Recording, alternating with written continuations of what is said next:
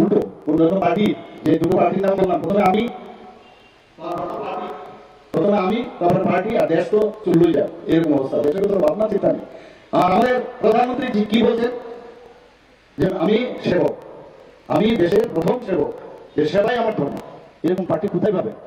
বলছে मैं चौकीदार हूं। শুনেছেন কখনো এরকম কোনো প্রধানমন্ত্রীকে বলতে मैं चौकीदार हूं? অর্থাৎ किसी को मैं चोरी करने भी नहीं दूंगा और खुद भी नहीं खाऊंगा। এই যে এক একটা কথার সাথে কাজেরও মিল আছে। 10 বছরে এত সুন্দরভাবে দেশকে সামনের দিকে এগিয়ে নিয়ে গেল, উন্নয়নে উন্নয়ন। আজকে নর্থ ইস্টের যে ডেভেলপমেন্ট হলো, সবচেয়ে বেশি যদি লাভবান হয় ত্রিপুরা। নর্থ ইস্টের অ্যাক্ট ইস্ট পলিসি, অটলজির সময়ে বলেছেন যে খালি অ্যাক্ট ইস্ট পলিসি উনি বলেননি, লুক ইস্ট পলিসি বলেছিলেন। সেই জায়গায় উনি বলেছেন না, দেখলে হবে না, করতে হবে। আজকে আমি যখন বিভিন্ন আমাদের অষ্টলক্ষ্মী নাম দিয়েছেন প্রধানমন্ত্রী, যে 8টা স্টেট, আগে 7টা ছিল, সিকিমকে জুড়ে এখন 8টা। সেখানে প্রধান মুখ্যমন্ত্রীদের সাথে যখন আমার নেশাকে আমার মিটিং হয়, সমস্ত মুখ্যমন্ত্রীরা বলেন যে আমরা এখন মনে হচ্ছে যে উই আর অল ইন্ডিয়ান, একদম আসল মূল ধারাতে আমরা এসছি এখন। ভাবুন, ইন্টার স্টেট বর্ডার প্রবলেম ছিল বছরের পর বছর, টেরোরিস্টের সমস্যা, ডাইনামাইট, এগুলো তো আমরা সবসময় দেখতাম। সেই জায়গায় আজকে 11টা অ্যাকর্ড হয়েছে। এবার একটা অ্যাকর্ড হলো আমাদের ত্রিপুরামতার সাথে, 12টার মতো প্রায়। সেই অ্যাকর্ডের পরে আজকে নর্থ ইস্টের শান্তি স্থাপিত হয়েছে। আগে তো এটা ছিল না। গুয়াহাটির মতো জায়গায় যেতে আমাদের ভয় লাগতো, কখন যে বোম ব্লাস্টিং হবে। আপনারা সবাই জানেন এগুলো, মানুষ আসলে ভুলে যায়। আমরা এগুলো মনে করানোর দরকার। আমি আপনাদের বলছি, আমি তো এইবারের ইলেকশনের পরে আমি ভাবছি যতগুলো এখানে খুন সন্ত্রাস হয়েছে সবকটুকে আবার দ্বিতীয়বারের জন্য আবার সেগুলোকে আমি ওপেন করবো, সেই ভাবনা চিন্তা করছি। আমি লিগ্যাল এক্সপার্ট আমি আগে নেই ওনাদের থেকে, এটা সম্ভব কিনা। এত লোককে ওরা মানে এখানে ওনাদের সময় ওনাদেরই স্বাস্থ্যমন্ত্রী খুন হয়েছে, মধুসূদন সাহা খুন হয়েছে, পরিমল সাহা খুন হয়েছে, বিধায়কদের নিরাপত্তা ছিল না। আজকে বলছে যে এখানে গণতন্ত্র নেই, গণতন্ত্র নেই। আমাদের চানমোহন ত্রিপুরা, মানে কার নাম বলবো, মানে শয়ে লোক তাদেরকে, মানে এই যে খুন সন্ত্রাস, এদের কিন্তু এটা নীতি। আমি কিছুদিন আগে ওদের পার্টির, কমিউনিস্ট পার্টির যে বাইলা, সেটা আমি পড়ছিলাম। সেটার মধ্যে কি লেখা, যে প্রোলেটারিয়ান যারা আছে তাদের মাধ্যমে রেড বিপ্লব করতে হবে, এবং মার্কসবাদ কমিউনিস্ট এবং আমাদের লেনিনবাদ, তাদেরকে তারা যে পথ আমাদের দেখিয়েছেন সেটাকে আমাদের সামনের দিকে স্মরণ করে সামনের দিকে এগিয়ে যেতে হবে, আর ডিক্টেটরশিপ স্থাপিত করতে হবে। ওরা বলছে গণতন্ত্র, কোনোদিন ওরা তো এখন মুখোশ পরে আছে, গণতন্ত্র তো ওরা মানে না। পৃথিবীর কোনো জায়গার মধ্যে যেখানে কমিউনিস্ট কান্ট্রি আছে, কোন জায়গাটায় আছে গণতন্ত্র? কোথায় ভোটের মাধ্যমে ইলেকশন হয় বা গণতন্ত্রের অধিকার আছে কোথাও? আর 5-6টা আছে সারা পৃথিবীর মধ্যে। ওরা সমাজবাদ বলে।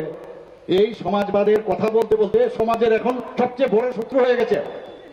আমরা নিজেরা দেখেছি, ওরা ডিভাইড অ্যান্ড পলিসির মধ্যে ওরা সেই ইংরেজের থেকে কিন্তু ভালো ভালো জিনিস হিটলার থেকে নিয়েছে, ইংরেজের থেকে নিয়েছে। ডিভাইড অ্যান্ড পলিসি, মালিকের সাথে শ্রমিকের বিভেদ করাও, মালিক বেশি পয়সা রোজগার করে, শ্রমিকের আন্দোলন জিন্দাবাদ জিন্দাবাদ। আজকে আমরা আত্মনির্ভর ভারত, আত্মনির্ভর ত্রিপুরার কথা বলছি।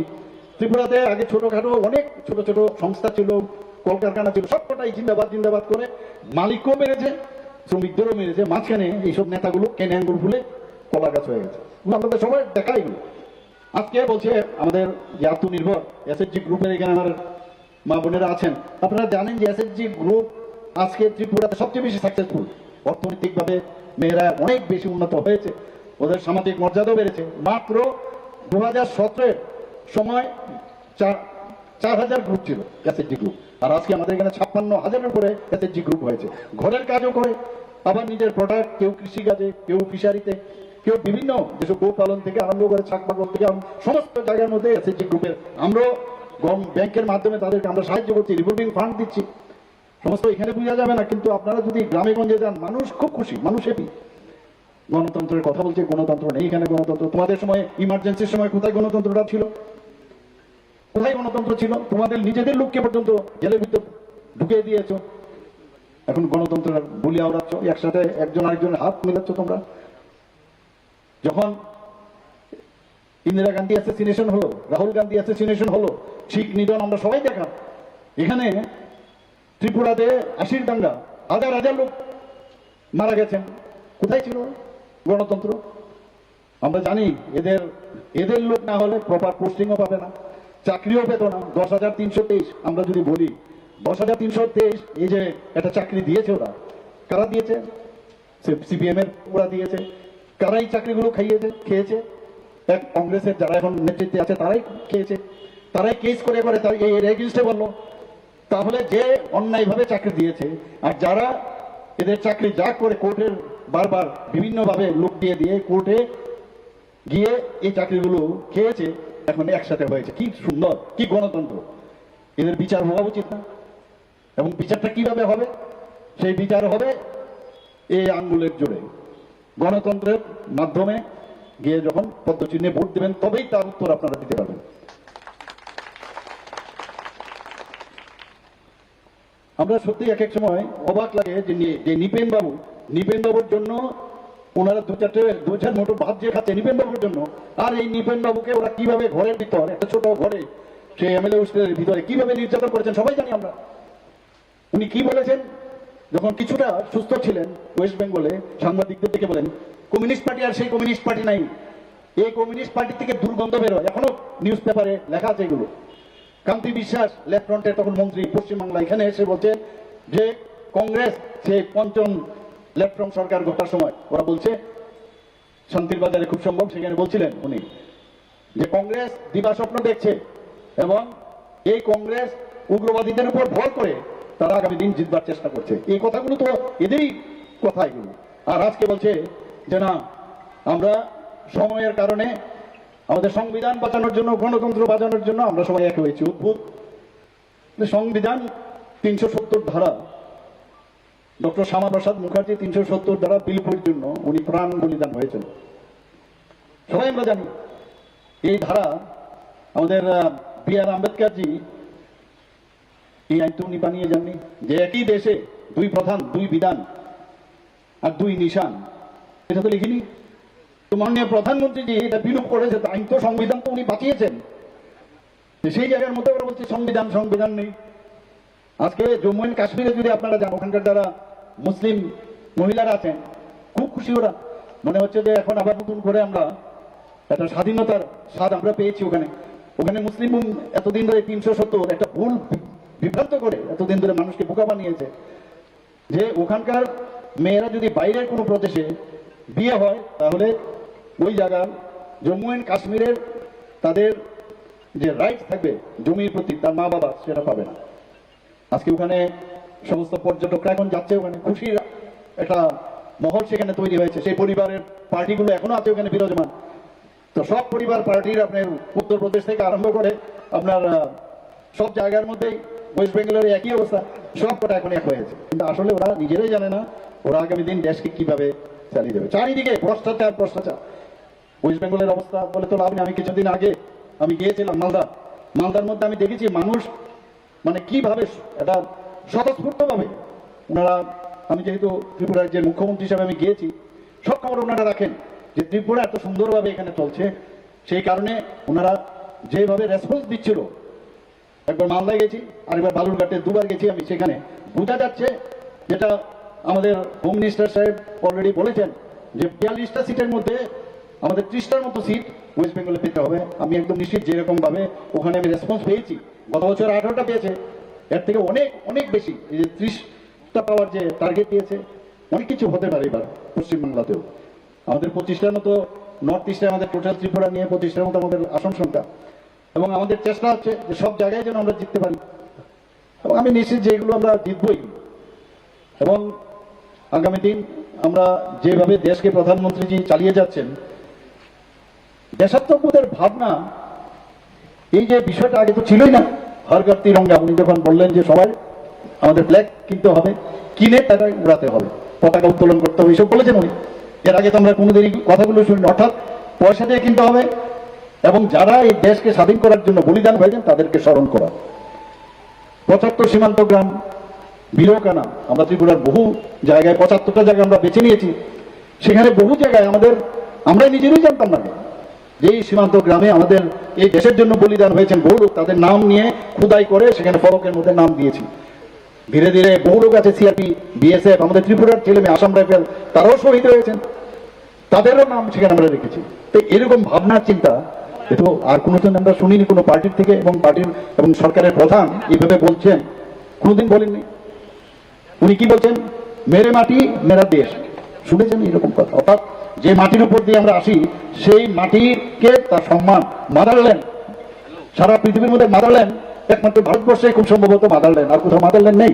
এই মাকে স্মরণ করা, এর মাটি নিয়ে সেই আমরা কর্তব্য পথে দিল্লিতে আমরা নিয়ে গেছি, অমৃত কলস আমরা নিয়ে গেছি। এখানে 55টা আমাদের যে ব্লক, 58টা ব্লক আছে, 58টা ব্লক আর মিউনিসিপ্যালিটি নগর পঞ্চায়েতের থেকে একটা কলস, সেই 58+1 59 কলস আমাদের সেক্রেটারিয়েটের সামনে, সেখানে আমরা অমৃত বাটিকা তৈরি করেছি। শুধু তাই নয়, উনি বলেছেন যে 75টা ইন্ডিজিনাস যে প্লান্ট গাছ ত্রিপুরার, সেটা লাগাতে হবে, সেখানে আমরা লাগিয়েছি।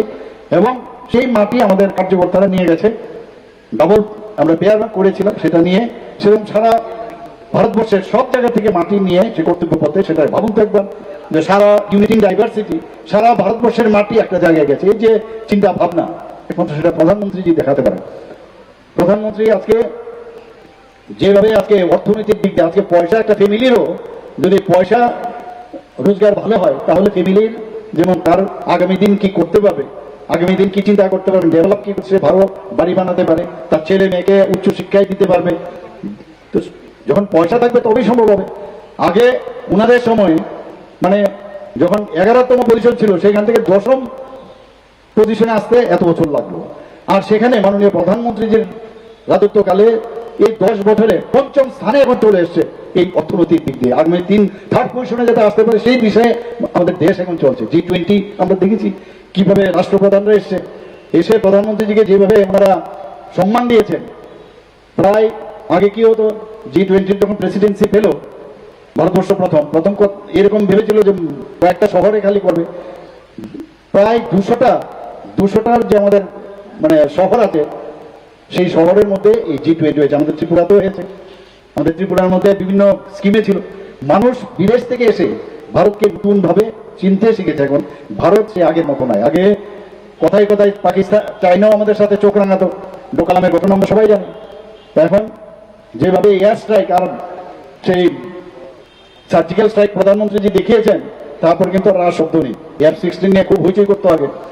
এখন আমাদের কাছে যেভাবে আর্মি এবং নেভেল এবং এয়ারফোর্সকে সুসজ্জিত প্রধানমন্ত্রী করেছেন, সেটা চিন্তা করা যায় না। এখন আমাদের কাছে রাফেল আছে, সেই রাফেলের F-16 এর বাবা, মানে এত শক্তিশালী আমাদের ভারতবর্ষ। এখন একদিকে আমাদের দেশকে সুরক্ষিত রাখার শক্তিশালী করছেন, আর ধর্মপ্রাণ মানুষ আমরা সবাই জানি। আমরা কথায় কথায় কি বলতাম আগে, আরে এটা রামরাজত্ব না। প্রধানমন্ত্রী 500 বছরের এই যে রামরাজত্বের কথা বলছেন, 500 বছরের কত লোক শহীদ হয়েছে। সেই জায়গায় 22শে জানুয়ারি 2024-এ এই অযোধ্যাতে রামলালার প্রাণ প্রতিষ্ঠা করেছেন। এখন কি হচ্ছে, এই প্রাণ প্রতিষ্ঠার পরে মানুষ বুঝেছে যে ভারতবর্ষ আবার রামরাজত্ব আবার এসছে। এটা হবে, মানে ন্যায়ের শাসন হবে। এখানে মানুষের যে সমস্যার সমাধান হবে। বারবার সব জায়গায় আমি এটা বলি যে এই সরকার সমস্যা সমাধানের সরকার, সমস্যা জিয়ে রাখার সরকার না। আগে আমরা দেখতাম যে সরকার এইসব প্রবলেম ক্রিয়েট করে সরকারে থাকতে চায়। আমাদের সরকার সেইভাবে থাকে না। একদিকে আধ্যাত্মিক দিক দিয়ে, একদিক দিয়ে অর্থনৈতিক দিক দিয়ে, আর বিভিন্ন ইনফ্রাস্ট্রাকচার ডেভেলপ করার লক্ষ্যে যেভাবে করছে। আমরা ভাবুন তো, আগে শুনেছি আমরা যে আগের 35 বছরে যারা রাজত্ব করেছে, 4বারের মুখ্যমন্ত্রী, উনি কি বলেছেন, ত্রিপুরা এখন স্বর্ণযুগ চলছে। তো আমার যে প্রাক্তন অর্থমন্ত্রী, উনি বলছিলেন যে আমি তো স্বর্ণযুগ, যখন আমরা 2018-তে আসলাম, প্রথমে আমি বললাম যে ফাইলটা নিয়ে এসো। তো ফাইলটা খুলে কোথায়, উনি মজাক করে বলছিলেন যে কোথায় সোনা দানা পাওয়া যায় দেখি। তো ফাইল খুলে দেখেন প্রায় 13,000 কোটি টাকার দেনা রেখে গেছে। তো এই হচ্ছে স্বর্ণযুগ। আর আমাদের প্রধানমন্ত্রী হীরা দিয়ে গেছেন। হীরা মানে ন্যাশনাল হাইওয়ে। আমি এখনো প্রায়ই আছি ধর্মনগর থেকে রোডে আমি আসি, এত সুন্দর ন্যাশনাল হাইওয়ে, যে 6টা ন্যাশনাল হাইওয়ে এত, মানে এটা যখন কমপ্লিট হবে, আমি দেখলাম সেদিন 3.5 ঘন্টায় আমি আগরতলাতে আসলাম ধর্মনগর থেকে, সম্পূর্ণ 2.5 ঘন্টার মধ্যে আমি চলে আসবো বিভিন্ন জায়গায়। 6টা ন্যাশনাল হাইওয়ে, আরো 4টে ন্যাশনাল হাইওয়ের জন্য অন প্রিন্সিপাল উনি অনুমোদন দিয়েছেন। তাছাড়া আমাদের ইন্টারনেট, 3rd স্ট্রংগেস্ট ইন্টারনেট আমাদের ত্রিপুরাতে।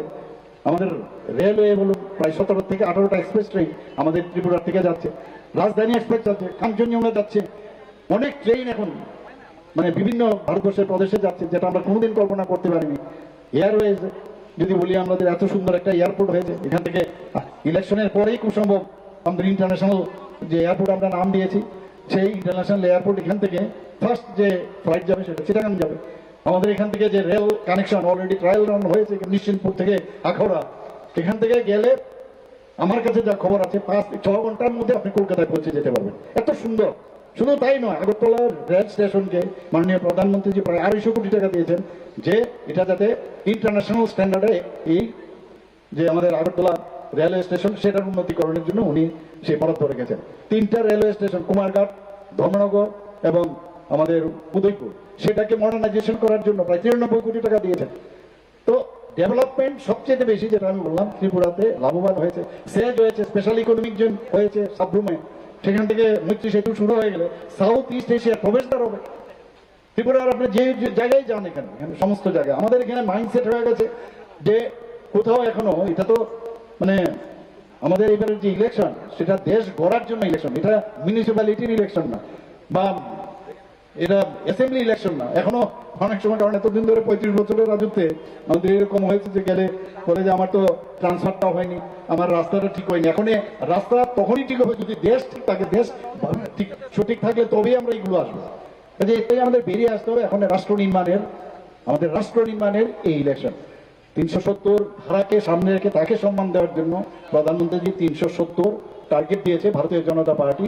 370 টার্গেট এবং আমাদের যে ইন্ডিয়ার যে পার্টনার তারা মিলে 400 করে, এবং নিশ্চিত হবে এটা। প্রধানমন্ত্রীজি যতবার যে টার্গেট দিয়েছে আমরা দেখেছি সেটাই ক্রস করে গেছে। ইন্ডিয়া জুড়ে এখন নানাভাবে এই ধরনের কথা বলছেন যে এখানে মানে আগামী দিন সংবিধান খাতরে মে হ্যাঁ, গণতন্ত্র নেই, এগুলো করে কিছু লাভ হবে না। মানুষ সব বুঝে গেছে। এবং আমি এখানে যারা শান্তিপাড়াবাসী যারা আছেন এবং 20 নম্বর ওয়ার্ডের সমস্ত নাগরিক বৃন্দ সবার কাছে আমার আপিল থাকবে, আপনারা ভাবুন যে এই দেশের জন্য কোন পার্টির নেতৃত্বাধীন সরকার এতদিন বাদে একটা সুস্থ পরিবেশের বিশেষ করে ত্রিপুরাতে কোন পার্টি করেছে। 2023-এ আমি বারবার আগে আমরা কি দেখতাম, নির্বাচনের আগে একবার নির্বাচনোত্তর, নির্বাচনের সময়। 2023-এ আমি বারবার বলেছি কোনো জায়গায় আমরা কোনো ঘটনা আমরা করতে দেব না।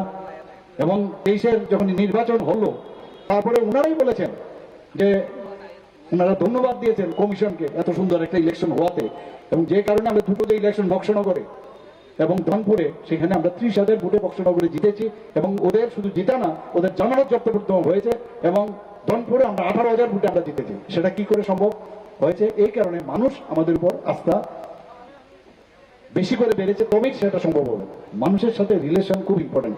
আমি আরেকটা কথা বলে আপনাদের থেকে আমি বিদায় নেব, সেটা হচ্ছে দেখুন অনেক সময় কি হয় যখন ইলেকশনের পরে যখন আমাদের দূরত্ব কিন্তু অনেকটা বেড়ে যায়, কারণ কাজের কারণে যাতে দূরত্ব না বাড়ে তার জন্য প্রধানমন্ত্রীজি কি করেছেন, মন কি বাত অনুষ্ঠান করেছেন। মাসের লাস্ট সানডে উনি মন কি বাত অনুষ্ঠান করেন। সারা পৃথিবীর মধ্যে এটা নিয়ে আলোচনা যে কোনো রাষ্ট্র প্রধান কোনো প্রাইম মিনিস্টারই হোক প্রেসিডেন্টই হোক এইভাবে মন কি বাত অনুষ্ঠান করেন না। এতে করে সাধারণ মানুষদের সাথে উনি কথা বলেন কি সমস্যা, এই কথাগুলো যখন বলেন মানুষ একটা কানেক্ট হয়। আমি এখানে যারাই আছেন আমি সবাইকে বলবো এই দেশ করার জন্য মানুষের সাথে আপনারা সবাই যে যেখানে আছেন দেশের বিষয়ে একটু ভাববেন। যে বিজনেস করে, যে ইঞ্জিনিয়ার আছে, ডাক্তার আছে, বিভিন্ন প্রফেশনে যারাই আছেন, আমি এই কাজটা করছি এরকম একটা ভাবনা চিন্তা থাকতে হবে, আমার দেশের জন্য আমি কাজটা করছি। তখনই দেখবেন যে আমার জন্য শুধু করছি না, দেশের ভালো করতে হবে। শুধু আমার নিয়ম মাফিক খালি আমার কাজটা করলাম, আমার ফ্যামিলি বাস এতটুকু ঠিক থাকলেই হবে হবে না। আমরা এখানে আগেও দেখতাম শান্তিপাড়ার কি অবস্থা ছিল 70 দশকে, কি অবস্থা ছিল এখানে না সারা ত্রিপুরাতেই। সমস্ত স্কুল কলেজ খালি বোমা, বলে কাগজে বোমা, এগুলো তো আমরা দেখতাম। আমাদের ছেলে মেয়েদের স্কুল কলেজে পাঠাতেও ভয় লাগতো। এই আতঙ্কর পরিবেশ থেকে একটা সুন্দর পরিবেশ এসেছে। আমি কিছুদিন আগে আমি করপুকে গিয়েছিলাম, সেখানে ডিস্ট্রিক্ট প্রেসিডেন্ট আমাকে জিজ্ঞেস করছিলেন যে স্যার এবার যেমন কিরকম লাগছে, ইলেকশন মনে হচ্ছে না। বললেন কেন? বলে না ইলেকশন মানে তো এইসব মার পিট এগুলোই তো হয়, এরকম তো মজাই হচ্ছে না। এটাই তো হওয়া উচিত, এটাই হওয়া উচিত। বলে না স্যার খুব ভালো লাগছে, এরকম হলে ভালো। তো সেটা আমাদের ভারতীয় জনতা পার্টি আসার পরে আমাদের যে সরকার, এখন আগে তো বিজেপি আইপিএফটি ছিল, এখন আমাদের তীব্র মতো এসছে। ত্রিশূল হয়ে আমরা যারা বিরোধী আছে তাদেরকে আমরা প্রতিরোধ করব। প্রতিরোধ কিভাবে করব? প্রতিরোধের মাধ্যমে এই যে বোতাম টিপে আপনারা পদ্ম চিহ্নে যখন ভোট দেবেন তবেই তা আমরা প্রতিরোধ করতে পারবো। আমি আশা করি আমাদের এই কেন্দ্রের থেকে পশ্চিম আসনে আমাদের প্রাক্তন মুখ্যমন্ত্রী বিপ্লব কুমার দেব এবং রাজ্যসভার সদস্য উনি দাঁড়িয়েছেন, বিপুল ভোটে আপনারা জয়যুক্ত করবেন। আর যেহেতু এটা আমার ঘর, আই এম অ্যাট হোম, কাজে এখান থেকে আমি আশা করব যে যারা এতদিন ধরে বিভ্রান্তি করে রাজনীতি করেছে তাদের বিষয়ে এখন বুঝবার এক সময় এসছে, একটু বোঝার চেষ্টা করুন। অনেক রকমের অঙ্গভঙ্গি করে, নাটক অভিনয় ইত্যাদি করে, এদের চিনতে একটু চেষ্টা করুন। এদিক থেকে মানে ভ্রম হওয়ার বহুতবার হয়েছে, বারবার ভুল করলে কিন্তু পরবর্তী সময়ে এটারা শুধরাতে পারবে না। এখন টাইম, মুখ্যম টাইম, যে কে কিসের জন্য কি করছে সেটাকে চিনে রাখুন। অসংখ্য ধন্যবাদ। আর আগামী পরশুদিন আমাদের শুভ নববর্ষ, বাংলা শুভ নববর্ষ, সবাইকে আমি অগ্রিম শুভ নববর্ষের প্রীতি ও শুভেচ্ছা জানিয়ে আমি আমার বক্তব্য শেষ করছি। ভারত মাতা কি জয়।